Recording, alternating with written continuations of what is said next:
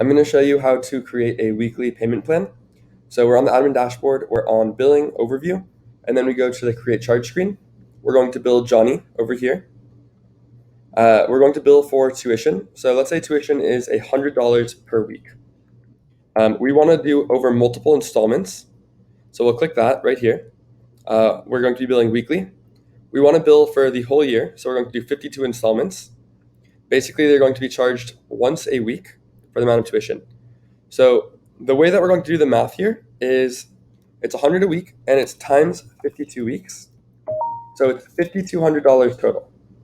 I'm going to press save, and then we'll be able to see the installments here. The first installment will be posted on Sunday, which is today, and it will be due on Thursday. So these are all of the installments that they're going to owe throughout the entire time. I can then press continue. This is what the first installment will look like for the parent. They'll show you the first date, the item, and the charge. And then we will press create charge right now. Great. In the invoice tab over here, we can now see that Johnny has $5,200 coming due. I can click into there to show you that these are all of Johnny's installments in order to start paying.